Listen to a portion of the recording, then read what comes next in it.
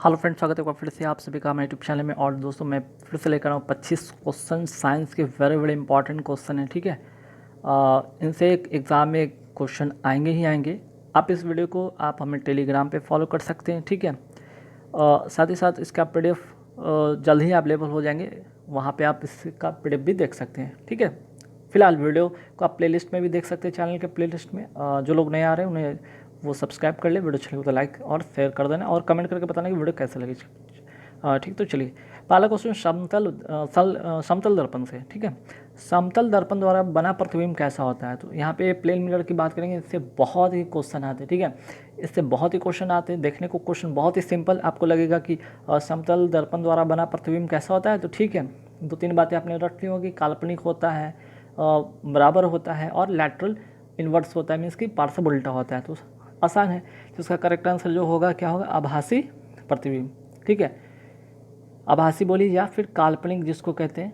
लेकिन ठीक है, आप तो इसको पता है कि काल्पनिक होता है। एक और चीज़ नोट कर लीजिए, बराबर होता है और लैटरल इन्वर्स होता है। तो ये बातें तो आप याद रखेंगे, इनसे क्वेश्चन तो आते ही आते। अब दो तीन बातें और जाने कि जहाँ से क्वेश्चन आते हैं। तो प्लेन मिरर या समतल दर्पण द्वारा बना प्रतिबिंब काल्पनिक होता है, बराबर होता है और लैटरल इन्वर्स होता है। चलिए अब इससे दो तीन बातें नोट करने वाली चीज़। पहला पॉइंट आप नोट कीजिएगा, यदि कोई भी चाल से, ठीक है, यदि कोई भी चाल से दर्पण की ओर चलता है तो उसे अपना प्रतिबिंब कैसा लगेगा, अपना प्रतिबिंब टू भी चाल से आता हुआ प्रतीत होगा। ठीक है, अगर भी चाल से दर्पण की ओर जा रहे हैं तो टू भी से अपनी ओर आती हुई प्रतीत होता है, पहला नियम। ठीक है, नोट कर लीजिएगा कहीं कॉपी में। दूसरा कि दर्पण का कोण अगर थीटा कोण से घुमा दिया जाए, अगर दर्पण को थीटा डिग्री से घुमा दिया जाए,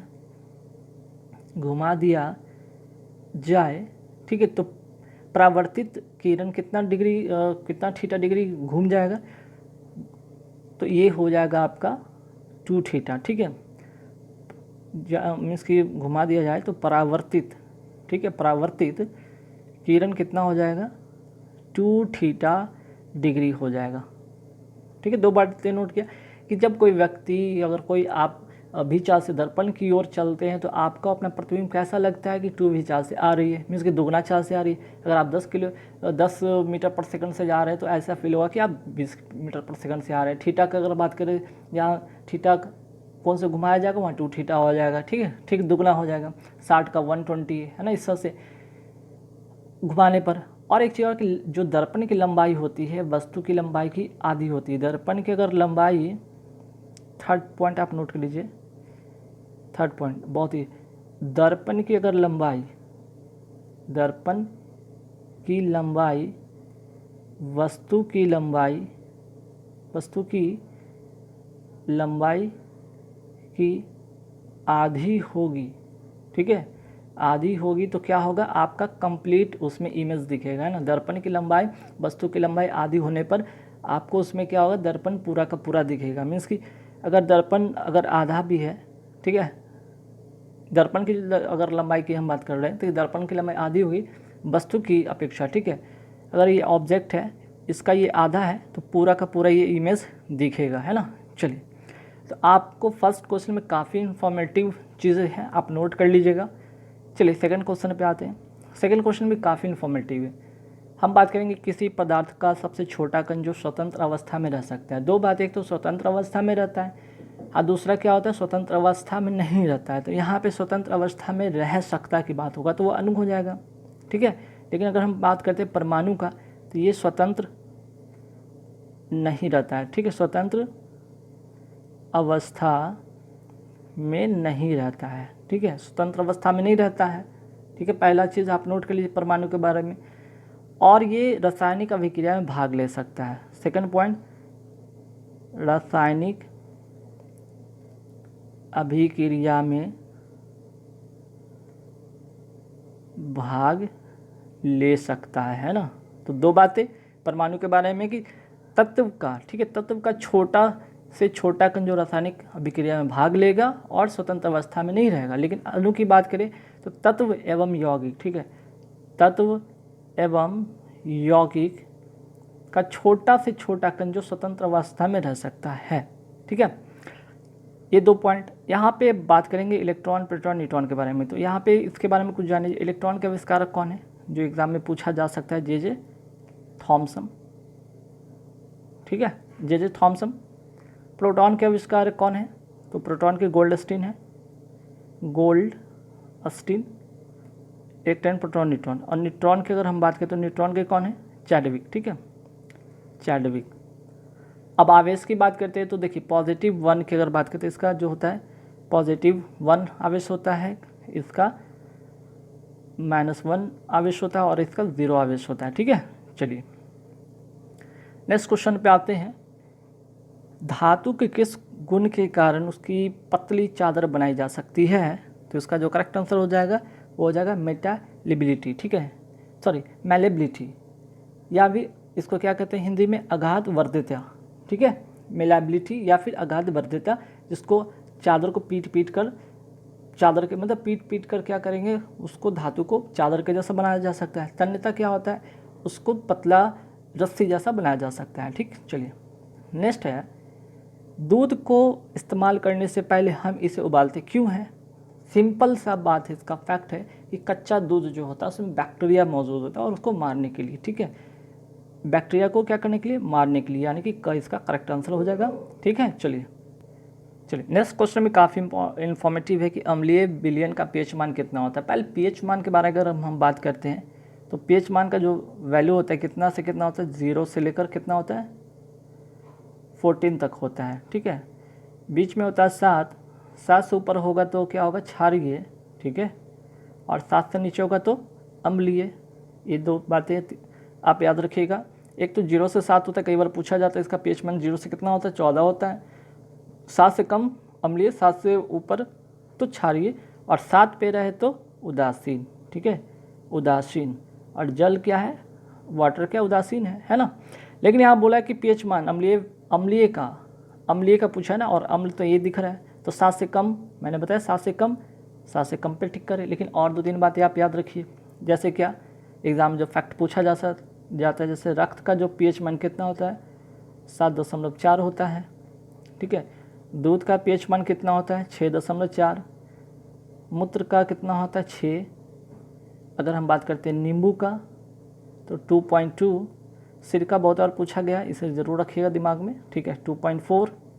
और अगर हम बात करते हैं समुद्री जल, ठीक है, समुद्री जल का कितना होता है पीएच मान 8.4, ठीक है। तो 2-3 बातें याद रखिएगा। चलिए नेक्स्ट है, किसी पिंड का ताप 1 डिग्री सेल्सियस बढ़ाने के लिए आवश्यक उष्मा क्या कहलाती है।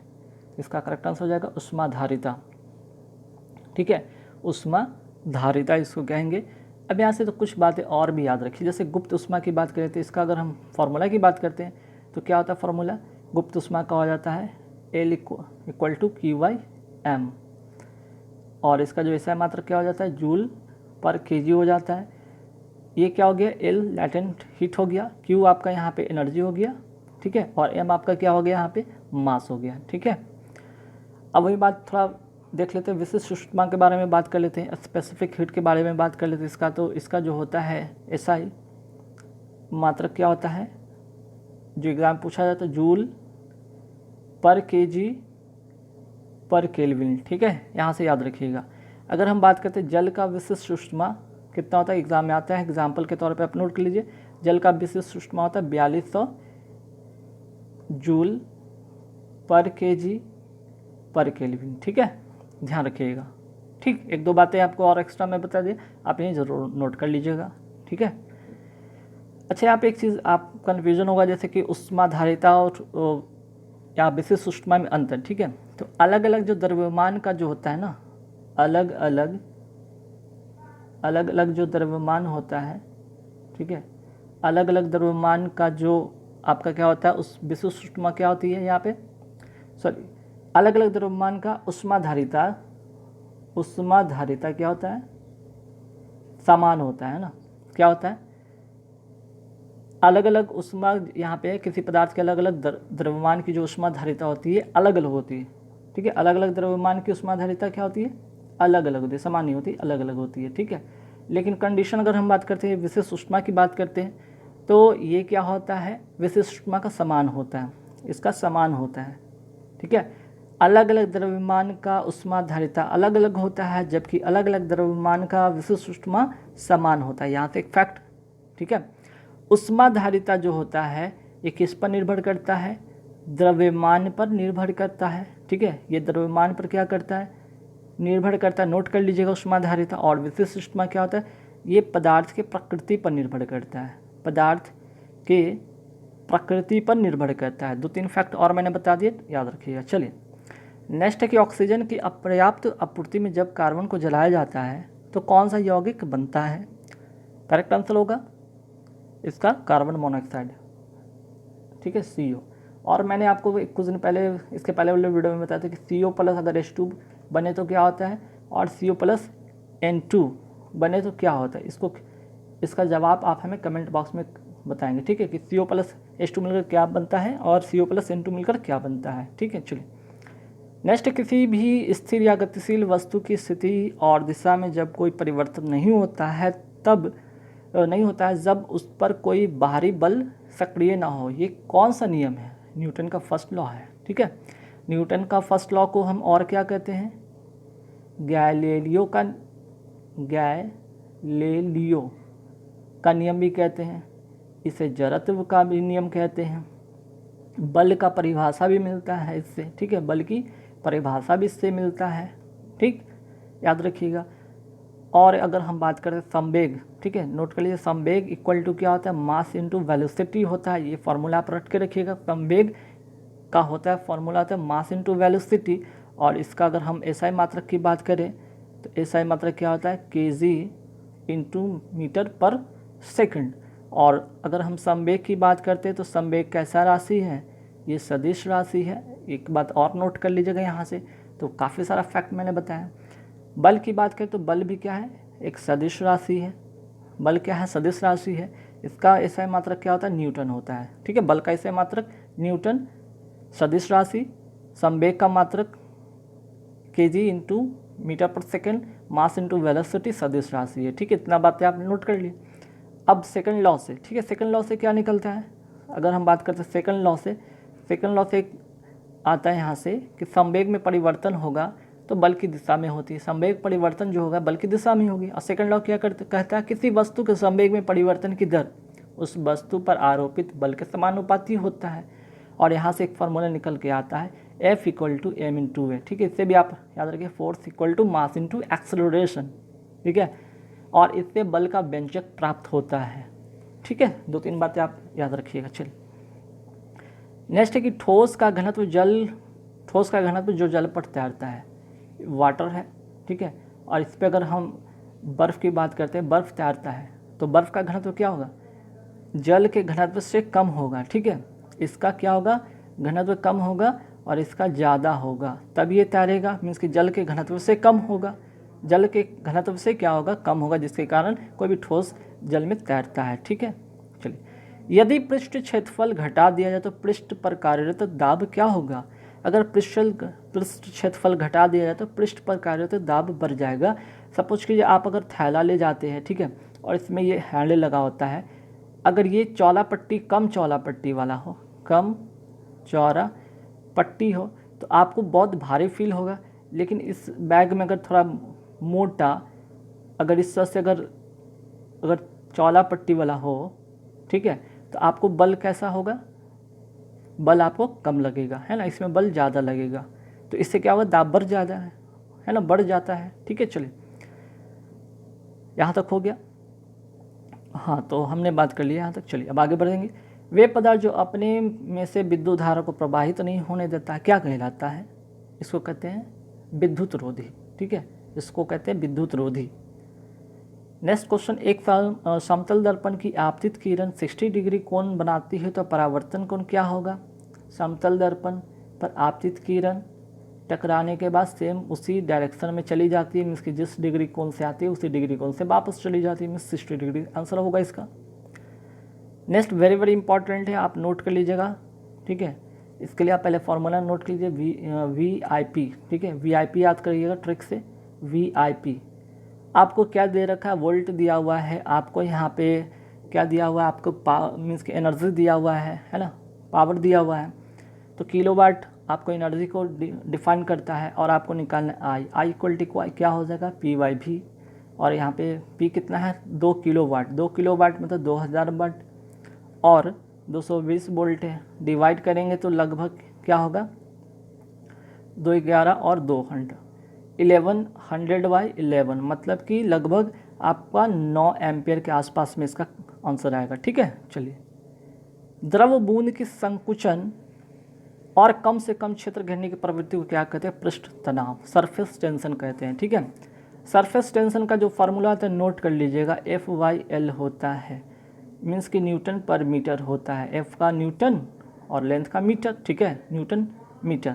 पृष्ठ तनाव का बहुत इंपॉर्टेंट चीज़ है, आप ध्यान रखिएगा। चलिए नेक्स्ट कि गर्मी में सफ़ेद कपड़े गहरे रंग के कपड़ों से अधिक आरामदेह क्यों होते हैं, क्योंकि सफ़ेद कपड़े गहरे रंग के कपड़ों से कम ऊष्मा अवशोषण करता है। अगर ऊष्मा कम अवशोषण करेगा तो गर्मी कम लगेगा, है ना। इसलिए ब्लैक कपड़े नहीं पहने जाते गर्मी के दिन में, क्योंकि वो ऊष्मा को ज़्यादा एब्जॉर्ब करता है। और जो अच्छे उस मीन्स कि अवशोषक होते हैं वो अच्छे उत्सर्जक भी होते हैं, ध्यान रखिएगा। ठीक है, चलिए नेक्स्ट है कि मेघ गर्जन की ध्वनि सुनाई देने से पहले बिजली चमक क्यों दिखा देती है। तो ध्यान रखिएगा, लाइट की बात करें तो लाइट की स्पीड जो होता है साउंड के स्पीड से ज़्यादा होता है, इसी कारण, क्योंकि प्रकाश ध्वनि से अधिक शीघ्र गति से चलती है। ठीक है, ये साउंड है। ठीक है, चलिए। कोयले के जलने से क्या बनता है, कोयले के जलने से कार्बन डाइऑक्साइड बनेगा, CO2 बनेगा, सिंपल। ठीक है, चलिए। वायु की संगठक गैसें सामान्यतः क्या होती है, तो नाइट्रोजन प्लस ऑक्सीजन इसकी होती है। नेक्स्ट है हरे पौधे हमारे लिए उपयोगी होते हैं, क्यों होती है, क्योंकि दिन के समय ऑक्सीजन छोड़ते हैं और हमें तो ऑक्सीजन चाहिए, और दिन के समय बहुत सारे वाहन चलते हैं जिससे कार्बन डाइऑक्साइड होता है। अगर हम लोग लेना शुरू करेंगे तो क्या होगा, हमारे शरीर पर काफ़ी गहरा मीन्स कि बुरा प्रभाव पड़ेगा और इससे जीवन अस्त व्यस्त होगा। तो क्या करता है, दिन के समय अगर पेड़ पौधे अगर ऑक्सीजन छोड़ते हैं तो हम लेते हैं, और दिन के समय कार्बन डाइऑक्साइड को ग्रहण कर लेते हैं। तो जितने भी बाहर में मीन्स के वातावरण में पॉल्यूशन होता है वो क्या करता है, एब्जॉर्ब कर लेता है और हमें ऑक्सीजन देता है, जिससे कि हम लोग सांस अच्छे ले पाते हैं, मीन्स कि साफ़ सुथरे सांस ले पाते हैं। और सांस की कीमत कितनी है इस बार पेंडेमिक कोविड-19 ने सभी को बता रखा है। ठीक है, चलिए। पंखा मीन्स करने से, फैन चलाने से शरीर में ठंड की अनुभूति होती है, क्यों होती है, ये होती है शरीर पर आर्द्रता के वाष्पन के कारण ठंडी की अनुभूति होती है। ठीक है, ठीक, ध्यान रखिएगा, ये बहुत इंपॉर्टेंट चीज़ है।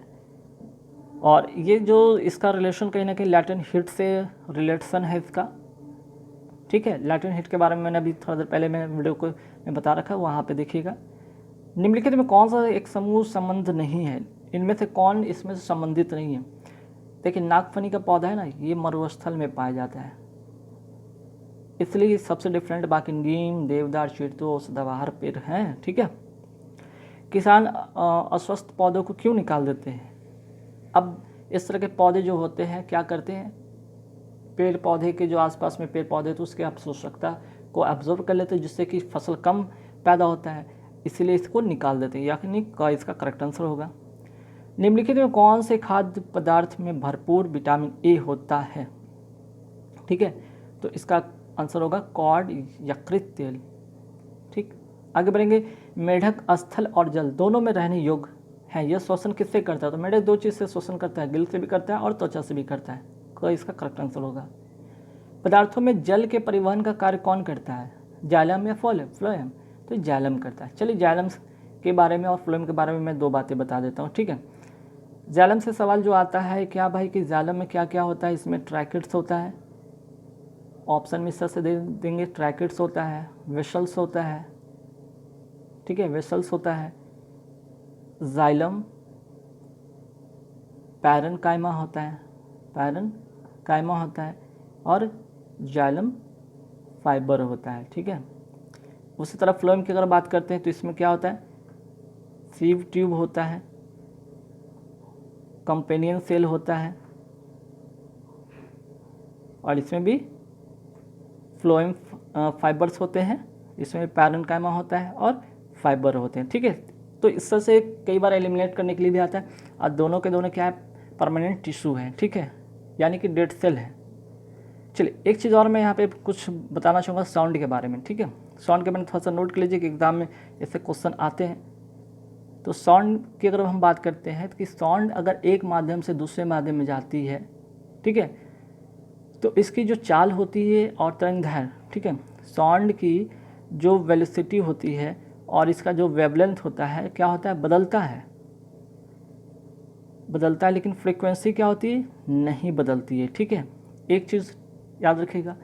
और ध्वनि की चाल किस पर निर्भर नहीं करती है, तो फ्रीक्वेंसी पर निर्भर नहीं करती है। ध्वनि की चाल जो होती है, ध्वनि की चाल फ्रीक्वेंसी पर निर्भर नहीं करती, फ्रीक्वेंसी पर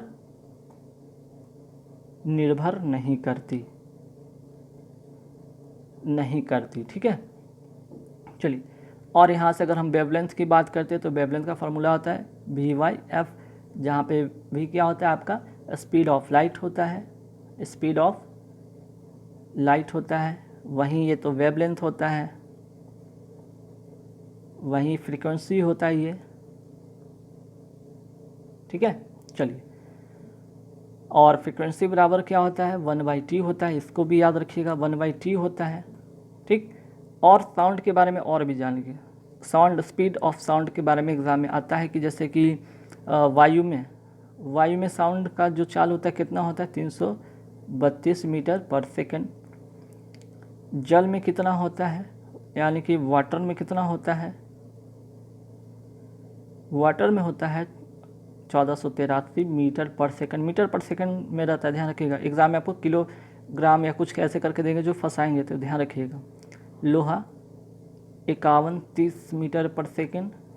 एल्युमिनियम, ठीक है, एल्युमिनियम 6420 मीटर पर सेकंड। तो देखिए, अगर ऑप्शन में अगर ये तीनों रहे तो आप लोहा टिक करेंगे, लेकिन ये चारों रहे तो आप एल्युमिनियम टिक करेंगे, ठीक है। साउंड इसमें ज़्यादा स्पीड से फ्लो करता है। तो गाइज़